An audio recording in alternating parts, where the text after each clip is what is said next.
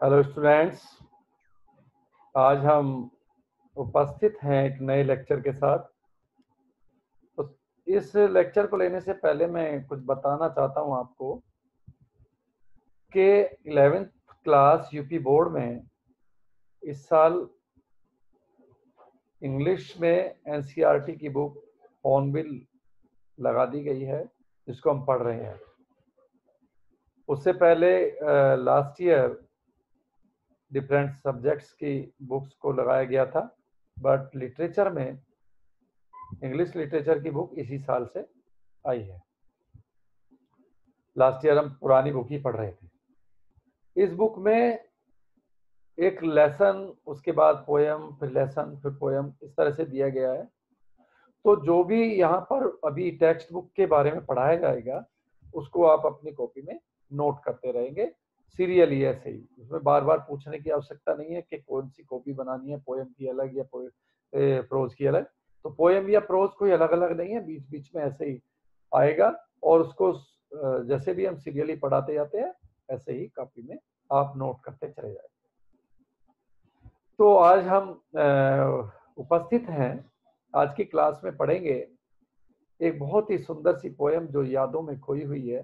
जैसे कि लेक्चर 1 हमारा, वो भी एक राइटर की यादों में खोया हुआ लेक्चर था, जिसमें राइटर अपनी दादी के बारे में बताता है, दादी को याद करता है। ऐसे ही हमारा जो लेक्चर है, आज का लेक्चर भी ये यादों में खोया हुआ है, जिसमें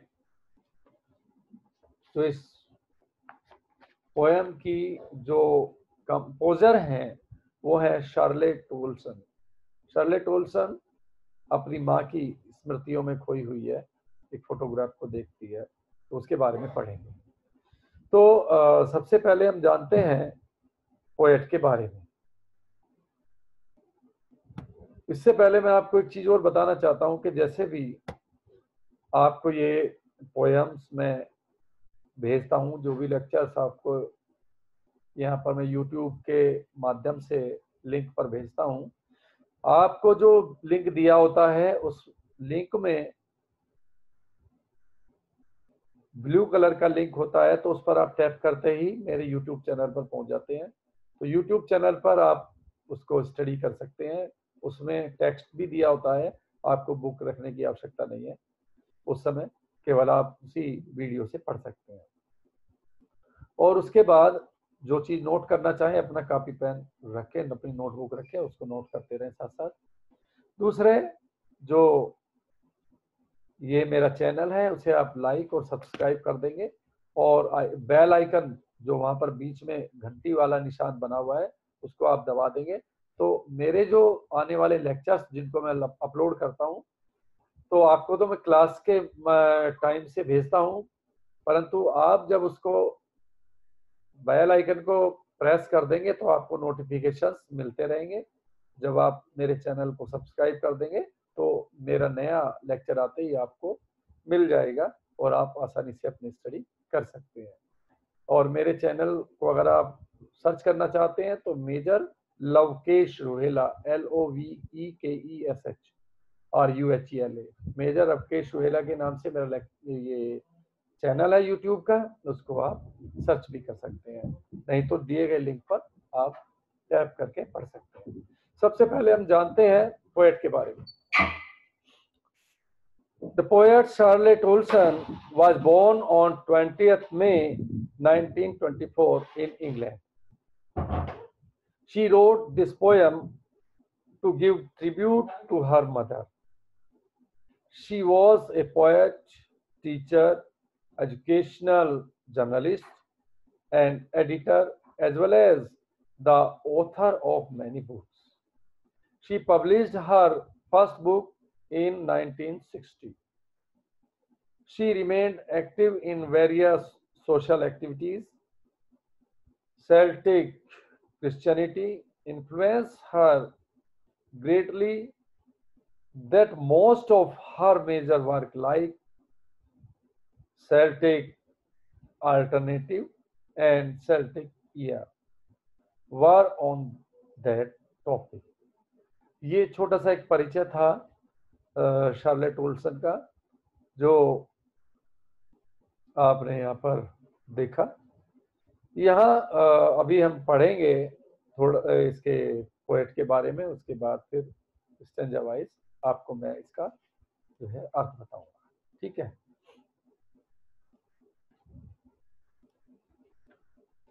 introduction of the poem.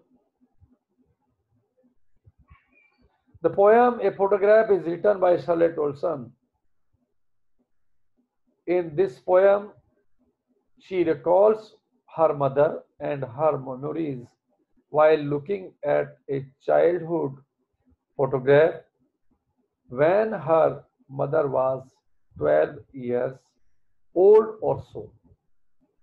She has been deceased 12 years ago and she cannot explain her grief on her mother's loss. ये जो पोयम है एक फोटोग्राफ पर आधारित है।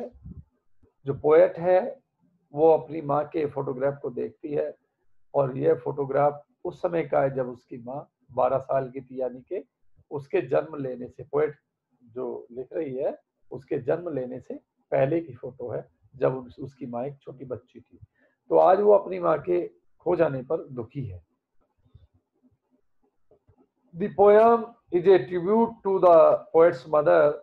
She is looking at an old photograph of her mother, which has a frame of cardboard. The picture has three girls, in which the middle one is the oldest and tallest. It is her mother when she was 12 years old or so. Beside her on both sides are her two cousins, Betty and Dolly, who are holding her hands and are younger than her. They went for paddling on a beach holiday. Her uncle took the photograph then. The poet could not help but notice her mother's sweet face. The sea touched her terribly transient feet, which depicted that she changed over the years, and the sea remained the same. After 20, 30 years, her mother would laugh at the photograph. She would make the poet look at the photograph and tell her how their parents would dress them up for the beach holiday. The beach holiday was her mother's favorite past memories, while her laugh was the poet's favorite memory. Both of them lost something which they cherished a lot and yet cannot live that moment again. Those sweet moments were memories now. Now the poet's mother had been dead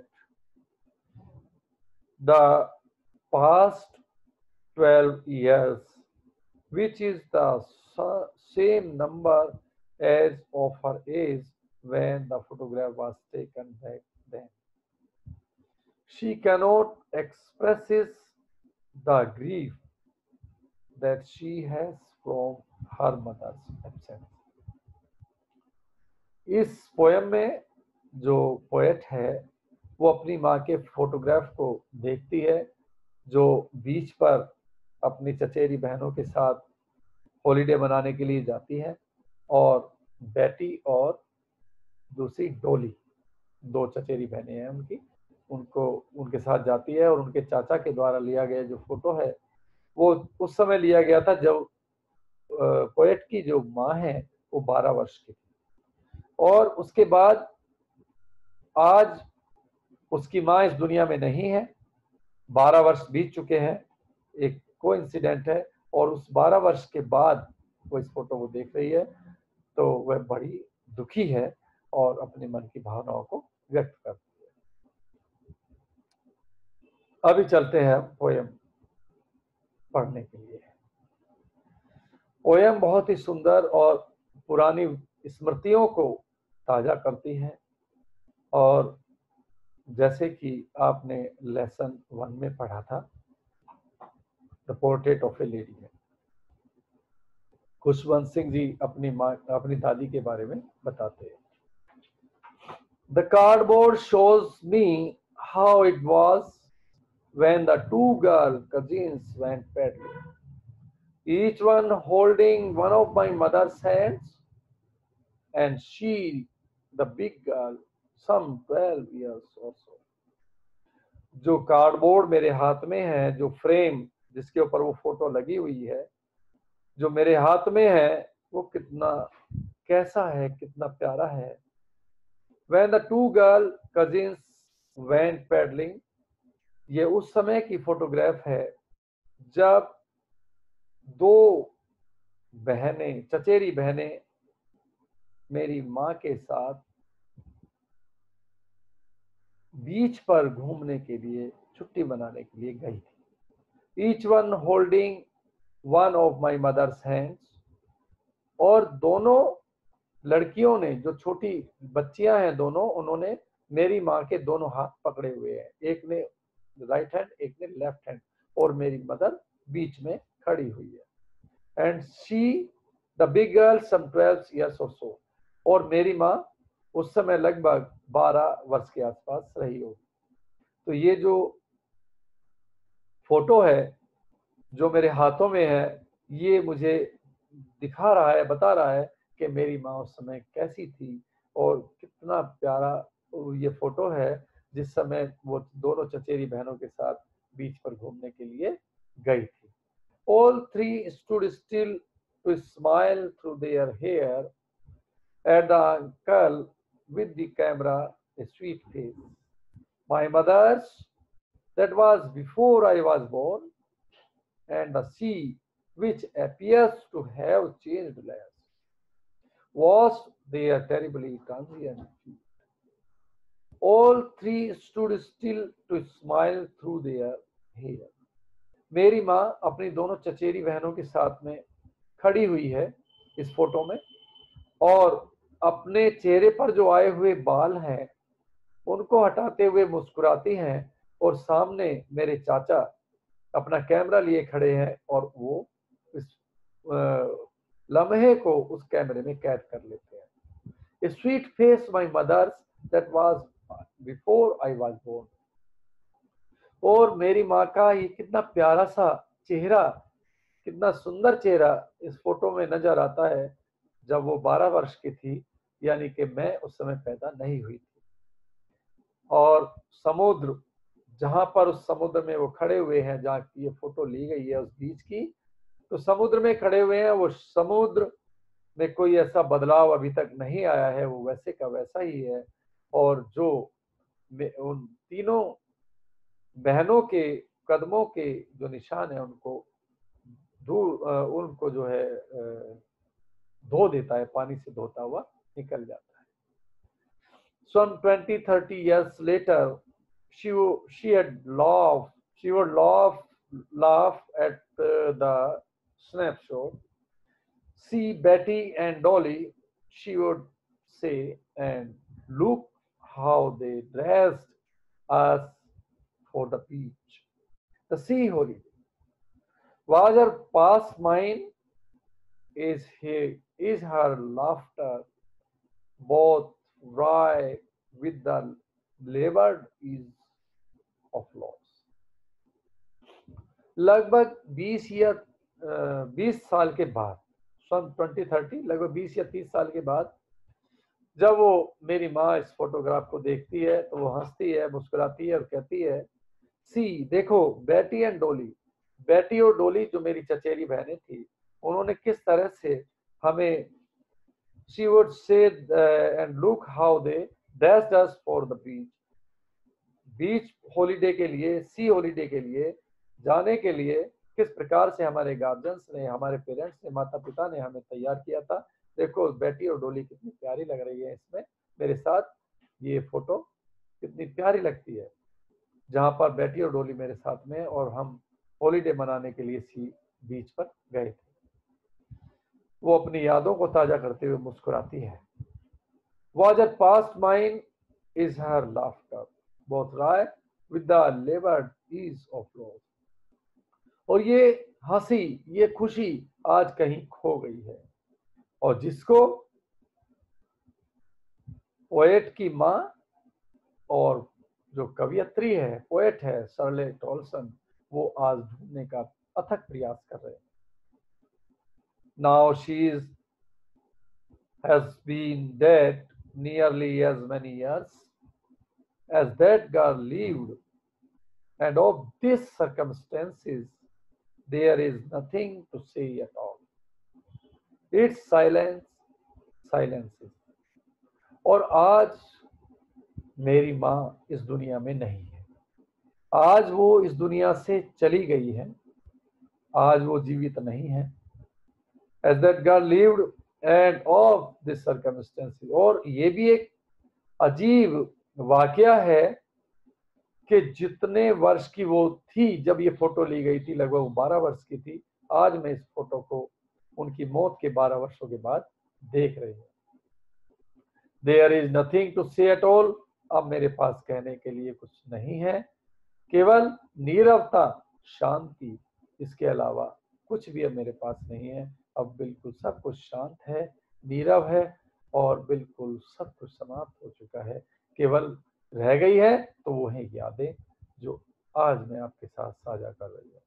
तो यहाँ पर शर्ले टॉलसन ने अपनी माँ के बारे में आपको बताया। कितनी प्यारी कविता है, जब कोई ऐसा हमारा अजीज होता है और वो यादों के भंवर में कहीं गुम हो जाता है, तब हम उसको याद करते हैं, उसकी फोटो अगर हम देखते हैं या उसकी कभी यादें आती हैं, तो इसी प्रकार की प्रतिक्रियाएं हमारे दिमाग में होती हैं, जैसा कि इस समय शर्ले टॉलसन के बाद दिमाग में था।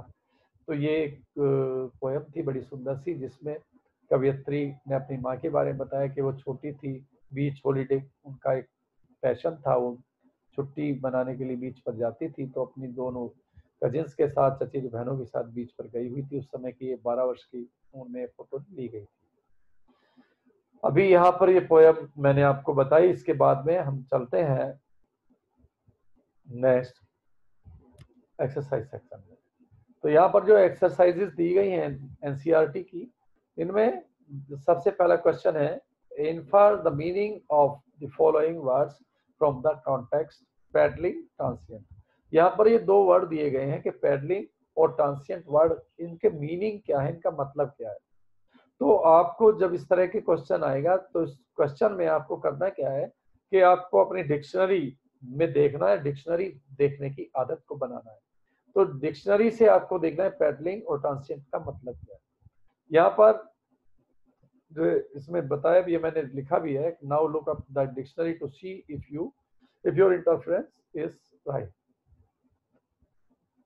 पैडलिंग मीन्स वेडिंग और रोइंग ए बोट, या आप कह सकते हैं कि नंगे पांव चल करके जाना, पैडलिंग। या फिर किसी नाव को, जो पैडल वाली नाव होती है, उसको चलाना, पैडलिंग करके नाव को भी चलाते हैं। पैडलिंग में साइकिल आप चलाते हैं पैडल से, उसको भी पैडलिंग किया जाता है, साइकिल के पैडल लगा करके। उसी तरह से बोट को भी पैडल से चलाया जाता है, तो उसको भी पैडलिंग कहते हैं।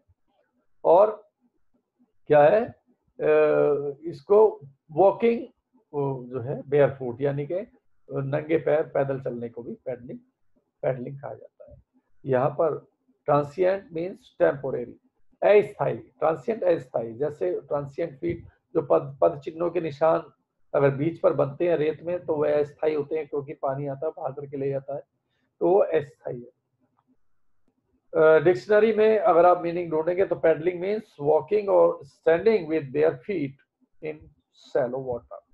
अगर पानी के अंदर आप खड़े हुए हैं तो आपके पैरों के जो निशान होते हैं वहां बन जाते हैं, परंतु वो कैसे होते हैं, अस्थायी होते हैं। जब आप वहां से हटते हैं पानी बहा लेता है, वहां पर पैरों के निशान आपके नहीं बचते हैं, उसको पैडलिंग बोलते हैं। When paddling means swam with short movements of hands or feet up and down. when paddling का मतलब है जब आप तैरते हैं, स्विमिंग करना, ठीक है, हाथ और पैरों की मदद से. Transient means staying in a place for only short time. Transient जब किसी स्थान पर आप थोड़े से समय के लिए खड़े होते हैं और उसके बाद फिर आप वहां से चले जाते हैं, वो अस्थायी जो टाइम होता है, टेम्पोरेरी टाइम, उसको हम कहते हैं ट्रांसिएंट. नेक्स्ट क्वेश्चंस हैं, थिंक इट आउट. ये शॉर्ट क्वेश्चंस आपको मिलेंगे. यहाँ पर आपको एक्सप्लेनेशन नहीं आएगा. अब एक्सप्लेनेशन आपके कोर्स में नहीं है एनसीईआरटी एक्सरसाइज के अकॉर्डिंग. अगर आप सीखना चाहते हैं तो आपको हम एक्सप्लेनेशन भी सिखा देंगे, वो यूपी बोर्ड की एक्सरसाइज में आता है, एडिशनल एक्सरसाइज में. जब कॉलेजेस स्कूल्स रीओपन होंगे कोविड-19 पेंडेमिक के बाद, तब आपको सिखा देंगे. नहीं तो किसी दिन वीडियो बना करके आपको मैं एक्सप्लेनेशन की भी दे दूंगा. Question 1, what does the word cardboard denote in the poem? Why has this word been used? Cardboard का मतलब क्या है, यहाँ पर ये क्यों यूज किया गया? The word cardboard denotes the photograph pasted on a hard thick paper. आपने देखा होगा, आप लेमिनेशन कराते हैं फोटो का, तो फोटो का लेमिनेशन किस पर होता है? कार्डबोर्ड, एक बोर्ड होता है मोटा सा, हार्ड बोर्ड होता है, उसके ऊपर लेमिनेशन होता है. उसी प्रकार उसी को क्या कहते हैं? कार्डबोर्ड बोलते हैं.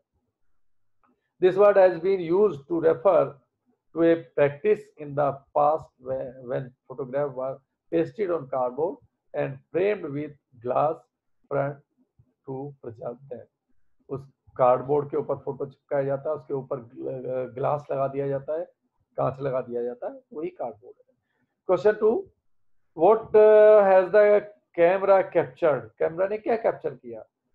The camera has captured the 3 girls, the poet's mother and her 2 cousins. आपने देखा होगा बेटी डोली और उनकी माँ को कैमरे ने कैप्चर किया, जो कि पहली फोटो में भी आपने देखा, जो प्रेजेंटेशन में हमने पहले लगाई हुई.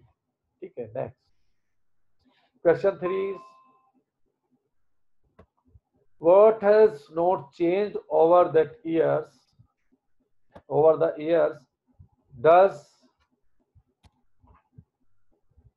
Does this suggest something to you? क्या चेंज नहीं हुआ था? सारी चीजें बदल गई थी इतने सालों बाद, परंतु क्या लास्ट वाली लाइन में आपने पढ़ा था, she has not change over the years. बीच में जो पहला पैराग्राफ की लास्ट लाइन थी उसमें आपने पढ़ा था, तो उसमें आपको दिया था ना,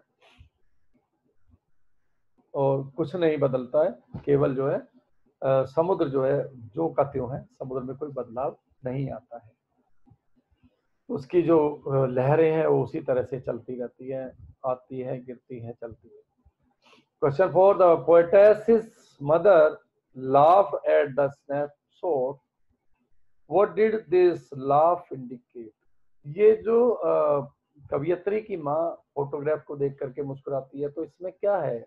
इसमें किस बात को इंडिकेट करता है? This laugh indicates her joy at remembering an incident connected with her past. वो अपने अतीत को देख करके खुश होती है कि उस समय पर मैं जब छोटी थी कैसी थी, और टेंशन फ्री थे हम लोग, जाते थे घूमने के लिए बीच पर, तो अपनी पुरानी यादों को ताजा करके खुश होती है. Question 5 is, what is the meaning of the line both wry with the laboured ease of loss?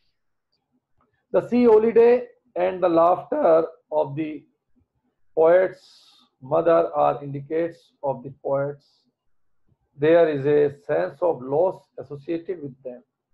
ये जो हॉलीडे पर जाना और ये सब काम करना, एंजॉयमेंट करना, तो ये सब चीजें जो है क्या दर्शाती हैं कि जब हम अपने पास टाइम को याद करते हैं तो वो हमारे पास टाइम से संबंधित हो जाती है. तो हमारा कोई ऐसी पुरानी घटना हो जो हमें बड़ी खुशगवार दिखती है और कभी हमें याद आ जाती है, तो हम उसको अपने साथ उसके साथ एसोसिएट कर लेते हैं, संबंधित कर लेते हैं. बोथ आर एज्यूमिंग हियर, और अब भी हम सोचते हैं कि हाँ यार, हम उसको एज्यूम कर रहे हैं कि हम कभी ऐसे गए थे और कभी हम जो है इस काम को हमने किया था, ये हमें कितनी खुशी प्राप्त हुई।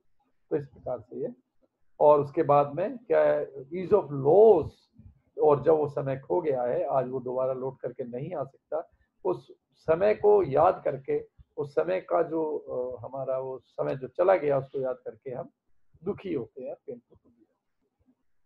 Next question 6 is what does this circumstance refer to? This circumstance refers to the death of the poet's mother.